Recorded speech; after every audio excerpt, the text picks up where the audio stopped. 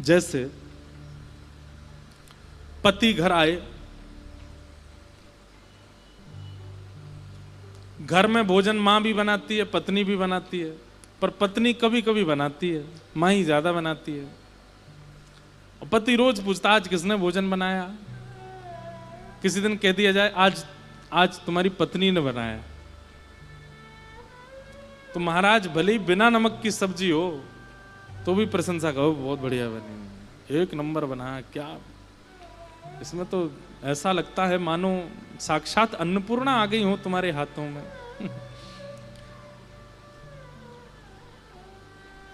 ठीक वैसे ही संतों के द्वारा निर्मित जो भाव होता है ना किसी के चित्त का, ठाकुर जी उसके भले ही वो बिल्कुल अपूर्ण हो फिर भी ठाकुर जी को अच्छा लगता है कि किसी महापुरुष की, किसी वैष्णव की वाणी सुनकर के इसका चित्त निर्मित हुआ है, मैं इसका स्वीकार करूं, मैं इसको ग्रहण करूं। ठाकुर जी को अच्छा लगता है। तो सबसे पहला प्रश्न कि भगवान के अवतार का श्रेय किसको जाता है? राक्षसों के लिए नहीं आते ठाकुर जी, भक्तों के लिए आते हैं। उनके मन को हरण करना नहीं, उससे कोई औचित्य नहीं, हमारे मन को लेने के लिए ठाकुर जी आते हैं।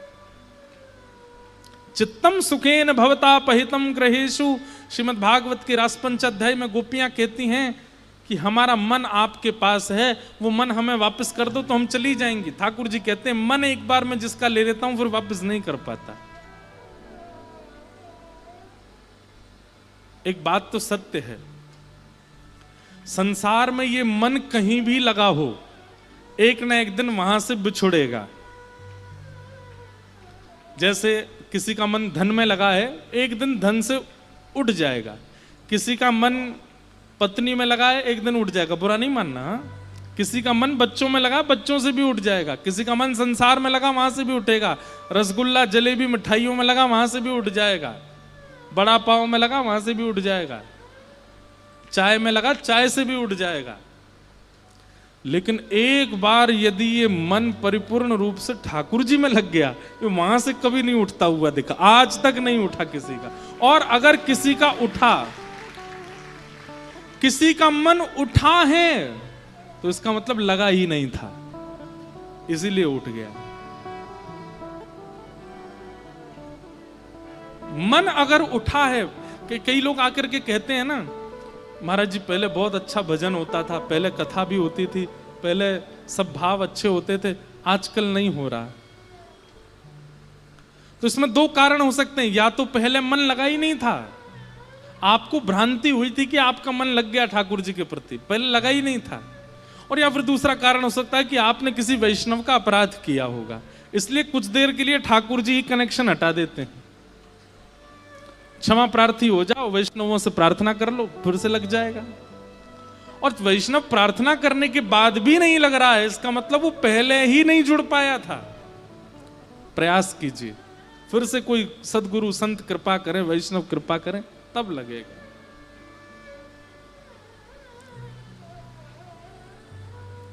तो ठाकुर जी राक्षसों के लिए नहीं आते, भक्तों के लिए आते हैं, वैष्णवों के लिए आते हैं। अरे रावण वध करना था, उसके लिए 14 वर्ष का वनवास आवश्यक नहीं है। जब भरत जी राम जी को ले जाने के लिए आए वापस, तो राम जी ने रावण का चिंतन नहीं किया कि मुझे रावण को मारना है, बल्कि क्या चिंतन करते हैं राम जी कि अगर मैं वापस अयोध्या चला गया तो फिर जटायु से कैसे मिलूंगा, अगर मैं वापस अयोध्या चला गया तो सबरी से कैसे मिलूंगा, अगर मैं वापस अयोध्या चला गया तो श्री हनुमान से कैसे मिलूंगा। रावण का चिंतन नहीं किया ठाकुर जी ने। तो ठाकुर जी का अवतार का श्रेय किसको जाता है? भक्तों को। पहला प्रश्न, शास्त्र सारह क, हमारे हिंदू वैदिक सनातन धर्म में इतने सारे शास्त्र हैं, इन शास्त्रों का सार क्या है? सब शास्त्रों का सार क्या है? अष्टादश पुराणेषु व्यासस्य वचनद्वयम् परोपकार पुण्याय पापाय परपीडनम। दो बातें, जो आपको अपने लिए बुरा लगता है वो किसी के साथ मत करो, जो आपको अपने लिए उचित नहीं लगता वो किसी के साथ आप करते हैं, वही पाप है। और असहायों की सहायता करना यही पुण्य है। परोपकार पुण्याय पापाय परपीड़नम। तीसरा प्रश्न क्या किया? किम श्रेय शास्त्र सारा कह स्वावतार प्रयोजनम। भगवान के अवतारों का प्रयोजन क्या है? कभी ठाकुर जी कृष्ण रूप में, कभी राम रूप में, कभी परशुराम रूप में, कभी कच्छप रूप में, कभी मत्स्य रूप में, कभी नृसिंह रूप में, ये सारे रूप ठाकुर जी धारण करते हैं। इन सब का उद्देश्य क्या है? अरे अगर उद्देश्य पूर्ण करना है तो एक ही अवतार में कर दिया करें, इतने सारे रूप धारण करने की आवश्यकता क्यों पड़ती है? किम कर्म, ठाकुर जी के कर्म क्या है? के अवतारस्य, अवतार कितने हैं, एग्जैक्ट कितने हैं? कोई 10 बोलता है, कोई 24 बोलता है। और अंतिम प्रश्न, धर्मः कम शरणम गतः। ठाकुर जी के जाने के बाद धर्म किसकी शरण में जाता है? ये 6 प्रश्न हैं।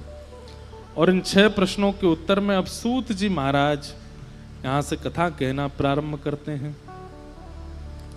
सवै पुंसां परो धर्मो यतो भक्त यदोक्षजे अहैतुक्या प्रतिहता ययात्मा संप्रसीदते। एक बात सुनिएगा, ज्ञान का फल क्या है? वैराग्य का फल क्या है? ज्ञान का फल, वैराग्य का फल, भक्ति का फल, इन सब का फल केवल एक है। क्या? अहैतुक्य प्रतिहता, ठाकुर जी के प्रति अहैतुकी भक्ति होना। अहैतुकी भक्ति किसको कहते हैं? बहुत सावधानी से सुनो। कई बार बहुत विस्तार से इस भाव को हम बताते हैं। चाहे कुछ हो जाए पर ठाकुर जी के प्रति आपका भाव ना डगमगाना, उसको अहेतुकी भक्ति कहते हैं। चाहे जो हो जाए, चाहे अनुकूलताएं आ गई, चाहे प्रतिकूलताएं आ गई, चाहे विपरीत स्थिति बन गई, चाहे सब अनुकूल स्थिति बन गई, लेकिन हर स्थिति में आप ठाकुर जी के प्रति एक रस हो, इसे कहते हैं अहेतुकी भक्ति।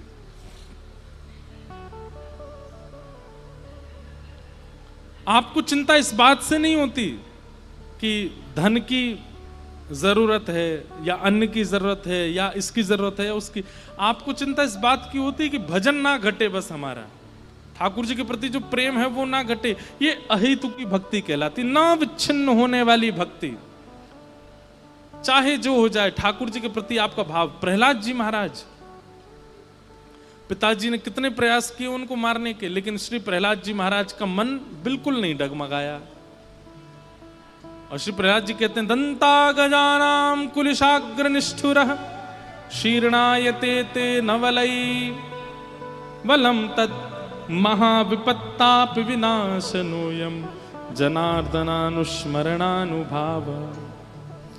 चाहे जैसी स्थिति आ जाए, चाहे मुझे हाथियों के बीच में डाल दीजिए, चाहे सर्पों के बीच में डाल दीजिए, चाहे पहाड़ से फेंक दीजिए, मेरे मन ठाकुर जी के नाम स्मरण को नहीं छोड़ेगा। इसको कहते हैं अहेतुकी भक्ति। और ये अहेतुकी भक्ति ही परम धर्म है। चाहे आप ज्ञानी बन गए लेकिन आपके मन में प्रेमी भक्ति नहीं आई तो आपका ज्ञान बेकार है। रावण बहुत ज्ञानी था, संस्कृत के नई नई स्तुतियां बना करके अपने महादेव के सन्मुख प्रस्तुत कर देता था। और रावण जब बोलता था तो हिमालय की चोटियां कांपने लगती थी रावण की आवाज सुन करके। हिमालय की चोटियों को तस से मस करना किसी सामर्थ्य नहीं है, लेकिन रावण केवल अपनी वाणी के वेग से हिमालय को हिला देता था। उसकी विद्वत्ता अद्भुत थी। लेकिन ऐसी विद्वत्ता का क्या फायदा जिस विद्वत्ता में प्रेम ना हो? ऐसे ज्ञान का क्या फायदा जिस ज्ञान में प्रेम ना हो? ऐसे वैराग्य का क्या फायदा जिस वैराग्य में प्रेम ना हो?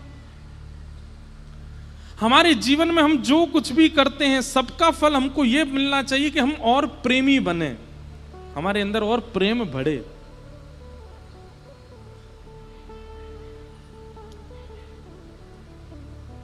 आप धनवान बनते हैं और प्रेमी नहीं बने तो आपका धन कमाना व्यर्थ है।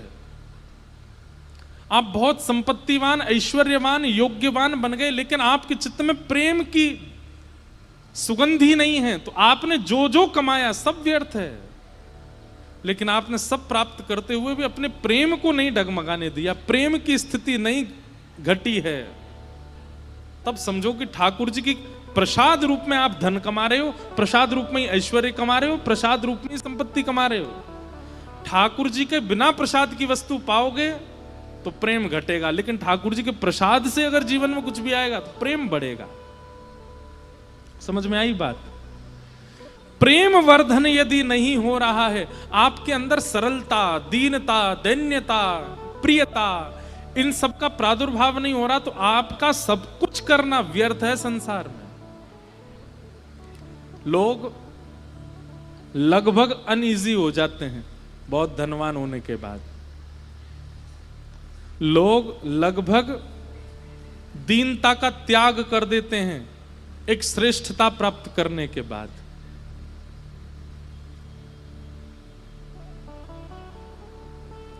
ये नहीं, प्रेम प्रधान। हमारे कर्तव्य का गुण केवल ये मिले कि हमारे चित्त में प्रेम आवे। और बंधुओं, प्रेम पता कैसा होता है? अगर किसी ने अपना कोई कष्ट सुनाया तो आप सहन ही नहीं कर पाओ, है किसी और का कष्ट पर आपसे सहन ना हो पाए, सुन करके आपका चित्त विचलित हो जाए, उसे प्रेम कहते हैं। हमारे जितने भक्तों के आप चरित्र सुनोगे सब प्रेम से ओतप्रोत, प्रेम से भरपूर थे। संत श्री तुकाराम जी महाराज, श्री नामदेव जी महाराज, श्री जनाबाई, कबीरदास जी, रैदास जी, कुंभनदास जी, सूरदास जी, सब प्रेम से छके हुए, भरे हुए।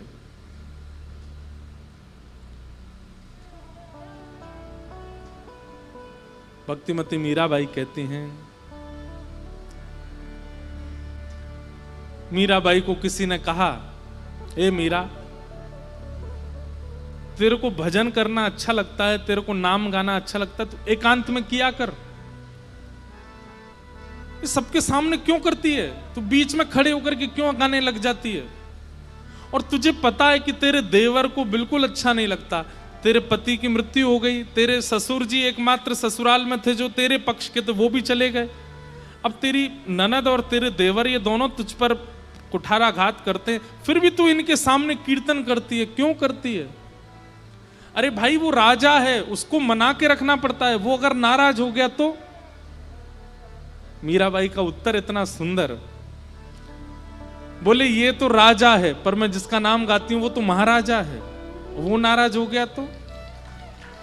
ये तो एक मेवाड़ क्षेत्र का राजा है, और मैं जिनका नाम गाती हूं वो तो तीनों लोकों का राजा है, वो तो पूरे ब्रह्मांड का राजा है। ये राजा रूठेगा तो ज्यादा से ज्यादा क्या करेगा? मुझे अपने नगर से निकाल देगा, क्योंकि मारने का प्रयास तो कर चुका, मर तो मैं पाई नहीं। इसने विष पिलाया, क्या क्या नहीं किया, मर तो मैं पाई नहीं, वो मार तो मुझे नहीं सकता, ज्यादा से ज्यादा क्या करेगा? अपने अपने नगर से निकाल देगा। लेकिन वो राजा नाराज हो गया तो? अरे नरक में भी जगह नहीं मिलेगी फिर मुझे, फिर कहां जाऊंगी मैं तो गोविंद रा गुण गासूं, राणा जी रूठे तो मने काये कर से। मैं तो गोविंद राग गासूं, राणा जी रूठे तो मने काये। बहुत अच्छा पद है। मैं तो गोविंद रा गुण गासूं, राणा जी रूठे तो मने काये कर से। तो गोविंद राग गासूं, राणा जी रूठे तो मने। समझ में आ रहा है? ये राणा रूठ करके क्या कर लेगा मेरा? मैं तो गोविंद का गुण गाऊंगी। और फिर क्या कहती हैं? चरणामृत को नियम हमारो, चरणामृत को नियम हमारो, नित उठ दर्शन जासूं,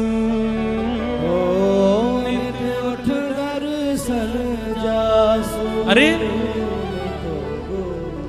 व्यसनी व्यक्ति होता है ना, जिसको व्यसन होता है, किसी को पीने का व्यसन होता है, किसी को इसका व्यसन होता है। व्यसनी व्यक्ति अपने व्यसन की वस्तु छोड़ता नहीं है, नियम से करता है।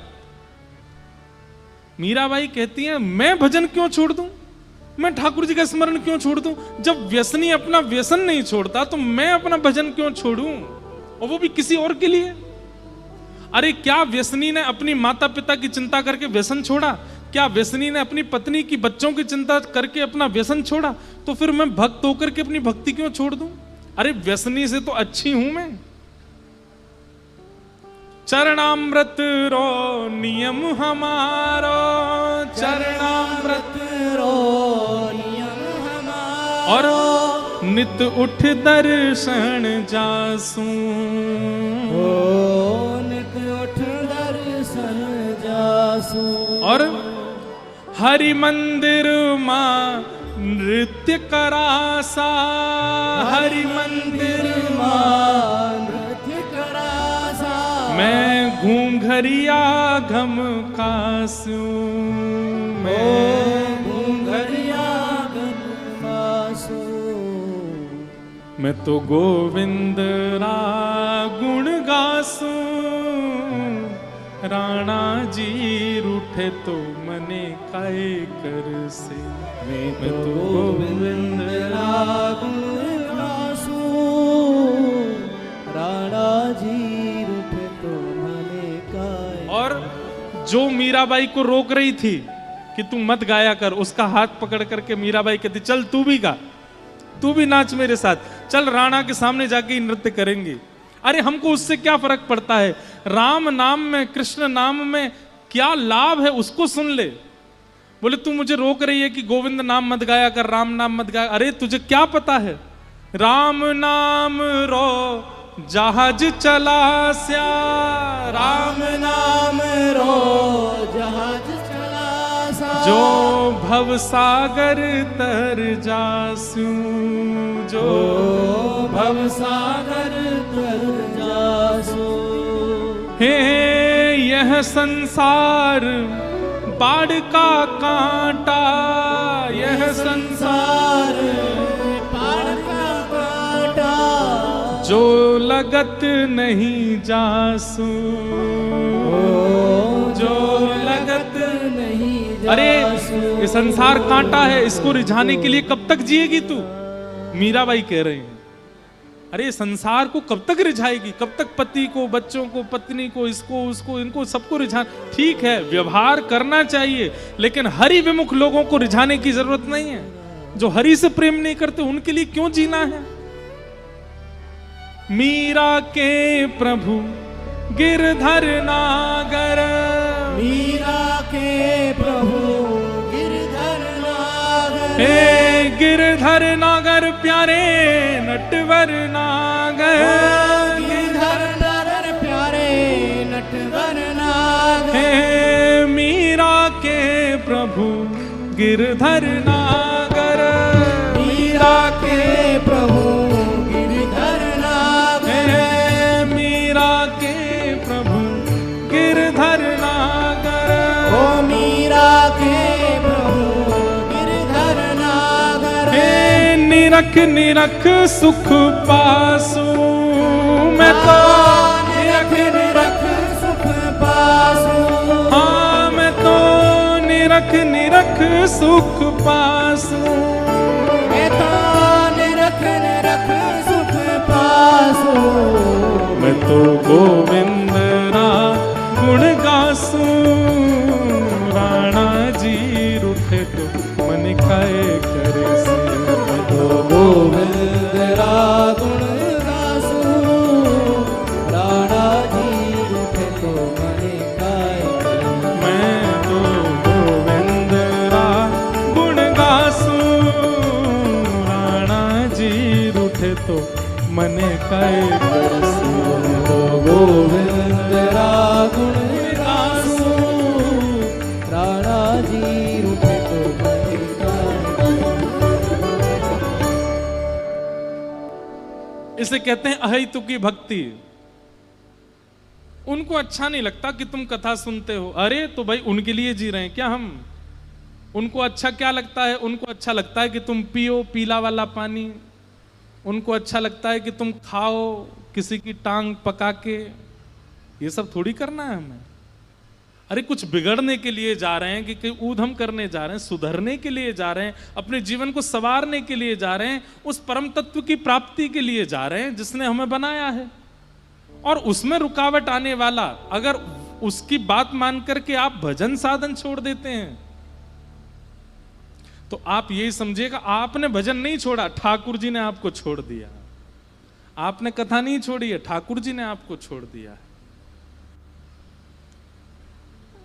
मैं तो गोविंद राम गुण गासो, राणा जी रूठे तो मने काय कर से। तुकाराम जी महाराज एक बहुत अच्छा उदाहरण है उन लोगों के लिए जिनका लाइफ पार्टनर विपरीत है। जो वैष्णव यहां बैठे हो तो इसका मतलब वैष्णव हो।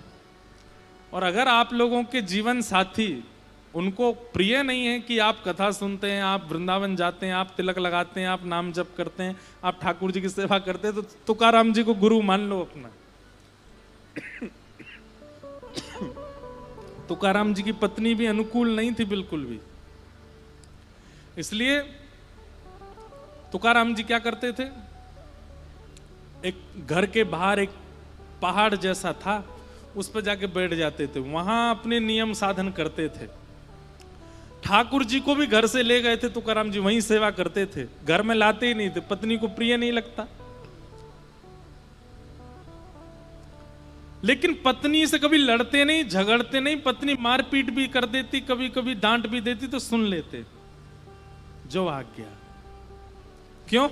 तुकाराम जी बोलते अगर ये भी मेरे अनुकूल हो जाती तो इससे भी प्रेम हो जाता मेरा, बढ़िया है। प्रतिकूल रहती है तो इसके बट का जो प्रेम है वो भी मैं विट्ठल को दे देता हूं, वो भी मैं ठाकुर जी को दे देता हूं। हाँ, आज्ञा मानते थे पत्नी की, जो बोलती थी करते थे, जैसा बोलती वैसा मानते।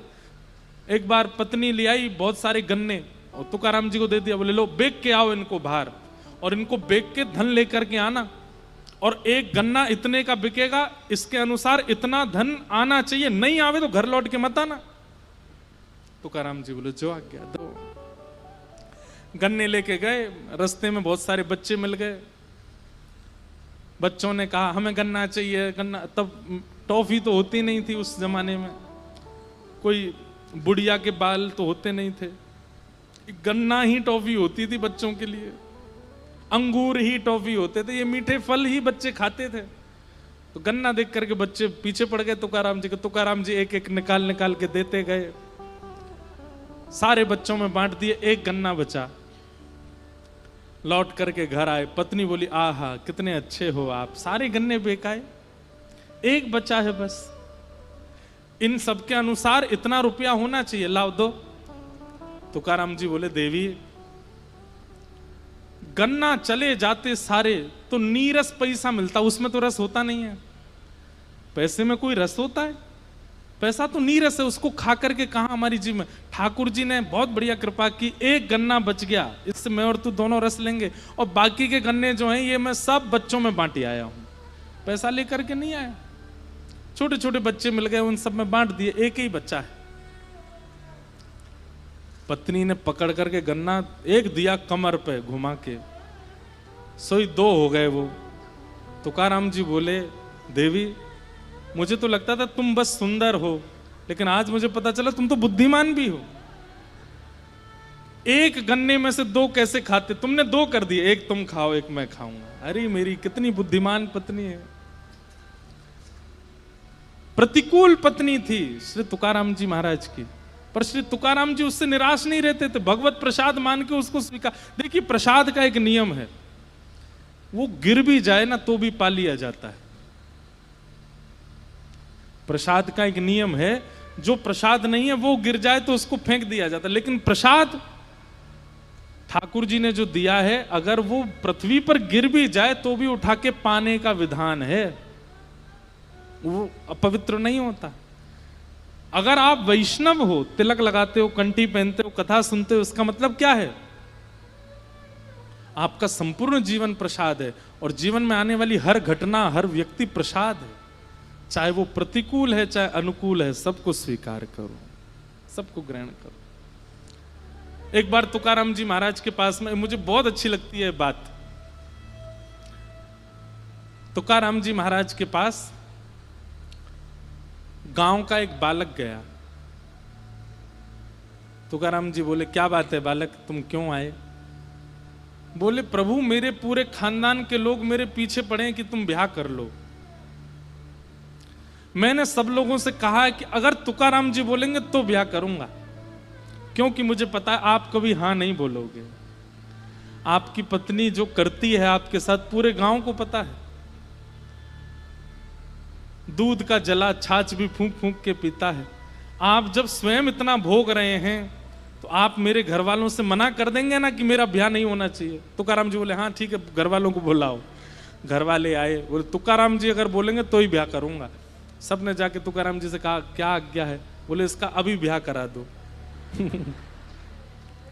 तो व्यक्ति बोला, ये तो आपकी बात गलत है, ये तो वो वाला स्वभाव हो गया कि मैं जलाऊं तो तू क्यों बचे। आपने ऐसा क्यों बोला? तुकाराम जी बोले, पहले घर वालों को भेजो तब बात करेंगे। घर वाले चले गए, उसको बोले, देख ब्याह कर ले, अनुकूल पत्नी आ गई तो बढ़िया, कोई दिक्कत नहीं, कोई टेंशन नहीं, जैसा तू वैसी तेरी पत्नी। और अगर प्रतिकूल पत्नी आ गई तो गांव में अभी एक तुकाराम है, एक और हो जाएगा, एक भक्त है, दूसरा एक और हो जाएगा। तब उसके नेत्र सजल हो गए और वो तुकाराम जी से बोला, मुझे बस ये आपसे जान। और आज के युवाओं का सबसे ज्यादा प्रश्न यही होता है, सुन लीजिएगा ध्यान से। तुकाराम जी से वो बालक जो प्रश्न करता है, वो आज के युवा सबसे ज्यादा यही क्वेश्चन करते हैं कि लाइफ में आने वाली इतनी प्रॉब्लम्स के साथ भी खुश कैसे रहा जाए। वो बालक बोलता है तुकाराम जी से कि आप इतने प्रसन्न कैसे रहते हो, आपकी पत्नी अनुकूल नहीं है। और तुकाराम जी का चरित्र आप देखेंगे तो तुकाराम जी का पहले ब्याह हुआ था और उससे एक बालक भी था। पत्नी और बालक दोनों अकाल के कारण मर गए थे। इतना संकट जीवन में आया। एक पत्नी बालक प्रधार चुकी, दूसरी पत्नी थी जो शासन करती थी। तो उस बालक ने कहा, आपने इतने सारे अपने जीवन में परेशानियां देखी, लेकिन आप इतने प्रसन्न रहते हो। स्वयं छत्रपति शिवाजी महाराज आपके प्रवचन सुनने के लिए आते हैं, आपकी इतनी ख्याति है पूरे विश्व में, लेकिन घर में आपकी बिल्कुल पूछ नहीं है। ये प्रतिकूलताओं में आप प्रसन्न कैसे रहते हो, मुझे इसका राज बता दीजिए। तुकाराम जी बोले, राजवाज तो सब बाद में बताऊंगा, लेकिन मुझे तेरी एक दूसरी बड़ी गंभीर बात पता चली है, पहले वो सुन ले। तो बालक बोला, क्या पता चला आपको? बोले, मुझे ये पता चला कि आज के ठीक 7वें दिन तेरी मृत्यु हो जाएगी। तेरे जीवन के केवल 7 दिन बचे हैं, तेरी मृत्यु हो जाएगी। भैया, तूने अब तक जितने भी पाप किए हों सबको सुधार ले। बोला, मैं अच्छा आया आपके पास, आपने तो उल्टा मुझे इतनी चिंता में डाल दिया। और वो बालक चला गया वापस। भोजन करता है, सब्जी में नमक नहीं है। पहले बहुत चिल्लाता था माँ पे, नमक अच्छे से नहीं डालती हो, इसमें नींबू नहीं डाला, इसमें शक्कर नहीं डाली, ये वो। अब जो मिल जाता है उसको प्रेम से पा लेता है। पहले उसका बड़ा भाई उससे लड़ता था तो ये उसको मारने के लिए चला, अब बड़ा भाई लड़ता है तो उसको गले लगाता। ठीक है भाई, कोई बात नहीं, तू बोल ले मुझसे, तुझे जो बोलना बोल ले, जीवन के 6 दिन बचे बस मेरे पास। रिश्तेदार नातेदार जिनसे इसको ईर्ष्या होती थी, वे भी लोग घर आते थे तो ये बाहर जाके मिलता था, सबके पैर छूता था। बुआ जी बहुत दिन में आई हो, आती रहना, हाँ 5 ही दिन बचे मेरे पास तो। पिताजी का ध्यान रखना, माँ का ध्यान रखना, सब ठीक से संभाल लेना आप। बुआ के बच्चे जो इसको एक आंख नहीं सुहाते थे, सबको गले लगाया, भाई मैंने तुझे बहुत ईर्ष्या की, तू मेरा सबसे प्यारा भाई है, तुझे हृदय से लगा लूं, बहुत खुश रहना, अच्छे से पढ़ाई करना, तेरा ब्याह शादी सब अच्छा हो जाए। उसने 6 दिन में ऐसा जीवन यापन किया अपना, 7वां दिन था, सुबह सुबह ब्रह्म मुहूर्त में नहा धो करके, नींद तो आती नहीं थी उसको, तो ब्रह्म मुहूर्त में ही उठ जाता था। उठ करके स्नान ध्यान करके तिलक करके बिल्कुल शुद्ध पवित्र हृदय से, दीनता मुखमंडल पर दिख रही है, तुकाराम जी के पास पहुंच गया। बोले भगवान आपने कहा था 7 दिन में प्राण चले जाएंगे, आज 7वां दिन है, अब क्या करूं? तुकाराम जी बोले मेरे को तेरे बारे में पता है कि तू अपनी माँ से बहुत लड़ता था, वो भोजन में नमक ज्यादा कम कर देती है। अभी 7 दिनों में नमक कैसा था? बोला मुझे नहीं पता, मुझे जैसा मिला मैंने पा लिया। अच्छा तू तेरे बुआ के बच्चों से बहुत चिढ़ता है, तेरी परसों बुआ आई थी, बच्चे कैसे लगे? बोले कुछ नहीं, मैंने हृदय से लगाया, मुझे किसी में दोष नहीं दिखा, सब अच्छे लग रहे थे। तू अपने बड़े भाई से बहुत लड़ता झगड़ता, रोज तुम्हारी लड़ाई के झगड़े के बातें पूरे गांव में होती हैं। आजकल 7 दिन में बड़ी शांति थी, लड़ाई नहीं हुई। बोले वो लड़ने आता था पर मैं उससे चरण छू के उससे क्षमा मांग लेता था। तुकाराम जी बोले क्यों? इन सब के पीछे कारण क्या था? बोले बस ये लगता था कि 7 ही दिन बचे हैं, सबसे प्रेम से रह लूं। तुकाराम जी बोले यही मेरे जीवन का राज है, मुझे लगता है मेरा अगला क्षण भी अंतिम हो सकता है, मैं क्यों विवाद में पड़ूं, मैं यहां क्यों क्रोध करूं, इससे क्यों लड़ूं, इसको क्यों मारूं, उससे क्यों झगड़ूं, इधर क्यों जाऊं, इधर क्यों दिमाग खराब करूं, इधर क्यों शब्द बोलूं, मेरा अगला क्षण भी अंतिम हो सकता है, सबसे प्रेम कर लूं।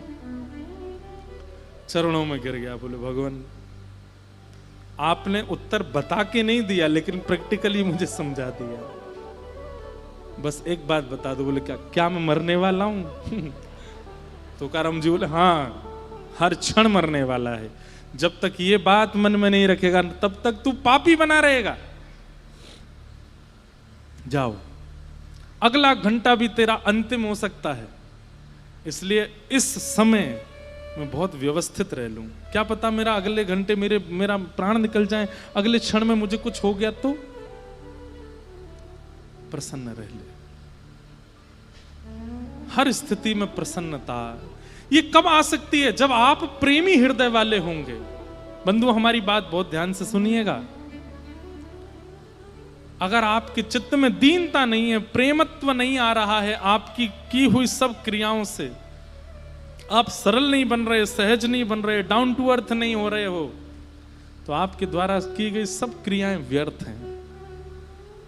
कितने भी नामी बन जाइए, कितने भी शोहरत वाले बन जाइए, कितने भी फैन फॉलोइंग हो जाए आपकी, आप समत्वता को धारण करके रखो।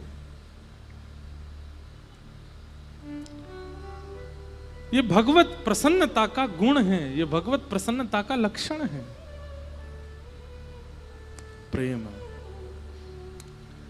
सवै पुंसां परो धर्मो यतो भक्तिर अदोक्षजे अहैतुक्य प्रतिहता आत्मा संप्रसीदते धर्मस्वनिष्ठितः पुंसां विश्वक्सेन कथासु यः नोत्पादयेदधिरतिं श्रम एव हि केवलम्। इस प्रकार सूत जी महाराज यहाँ सौनकादि ऋषियों के प्रश्नों के उत्तर दे रहे हैं।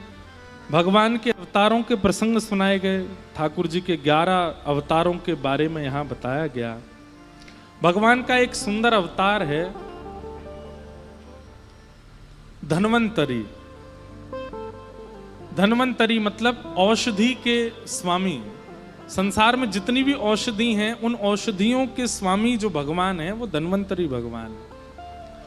और धन्वंतरी भगवान से पूछा गया कि संसार में ऐसी कोई औषधि है जिस औषधि को किसी भी रोग में प्रयोग किया जाए तो वो रोग समाप्त हो जाए।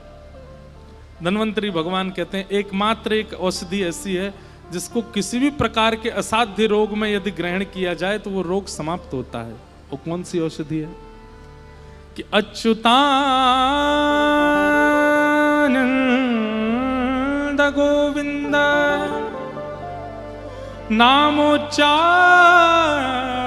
भेषजा नाश्यन्ति सकला बाधा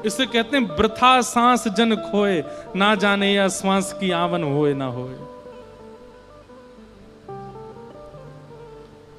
आप कुछ भी कीजिए, आप एक्टर बन जाओ, सिंगर बन जाओ, इंडस्ट्री में चले जाओ, कितनी बड़ी पदवी पर चले जाओ, ठाकुर जी का नाम मत छोड़ो।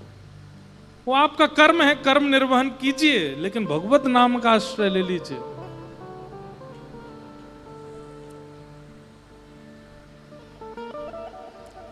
नाम सर्वोपरि है। धन्वंतरी भगवान कह रहे हैं, अच्युतानंद गोविंद नामोच्चारण भेषजा नाश्यंती सकला बाधा।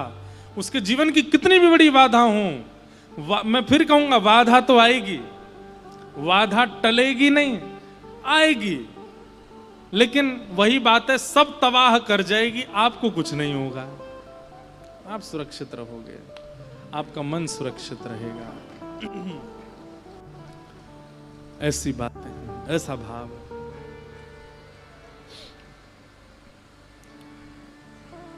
भगवान का नाम, धन्वंतरी भगवान ने अपने भाव बताए। 11 भगवान के अवतारों के विषय में बताया गया। भागवत पुराण के विषय में कैसे भागवत जी की रचना हुई, वो सब बातें बताई गई। इदम भागवतम नाम पुराणम ब्रह्म संहितम उत्तम श्लोक चरितम चकार भगवान ऋषि। वेद व्यास भगवान जी ने श्रीमद् भागवत की रचना की। क्योंकि मन अशांत था। बोले वेद व्यास जी तो इतना कुछ लिख चुके थे, फिर भी उनका मन अशांत क्यों था?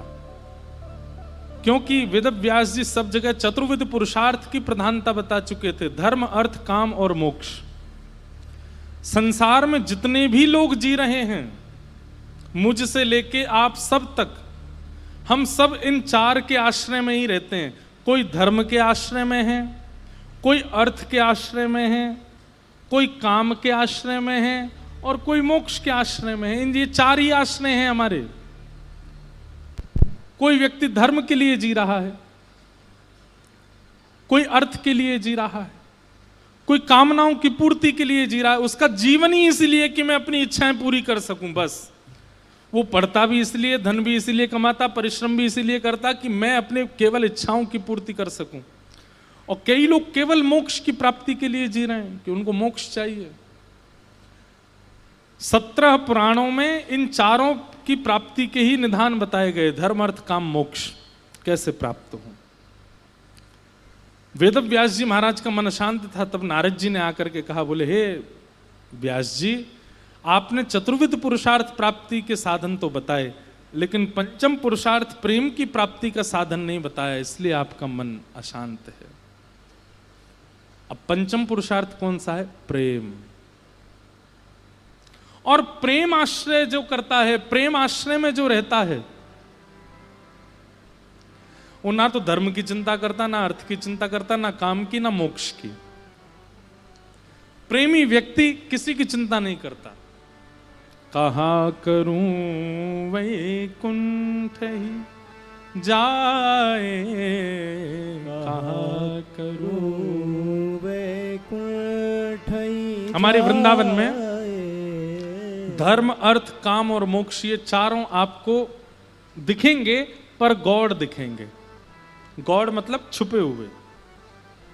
वृंदावन में धर्म, पूरी दुनिया में ठाकुर जी की मंगला आरती होती है 4 बजे। वृंदावन में भी कई मंदिरों में 4-5 बजे होती, पर बिहारी जी की मंगला होती 8 बजे। अरे भाई, योग शास्त्र भी कहता है कम से कम 6 बजे तक उठ जाया करो। जब ठाकुर जी ही इतने लेट लतीफ हैं, तो फिर इंसान कैसे जल्दी उठे? 8 बजे उठते हैं बिहारी जी। बोले यहां धर्म कहां गया? बोले धर्म प्रेम में परिवर्तित हो गया। कैसे? छोटा सो लाला है, यशोदा मैया जल्दी उठावे नाए, देर ते उठावे, यहां हमारे 8 बजे उठे। छोटे बालक को कोई नियम से नहीं रहना होता। 18-19 साल के बालक के लिए नियम होते हैं, अरे भाई तुमको 7 बजे उठ जाना है, नहीं तो माताजी चिल्लाती हैं, पिताजी आके गेट खटखटाते हैं, भाई पीछे पड़ जाते हैं, तुम उठ क्यों नहीं रहे हो?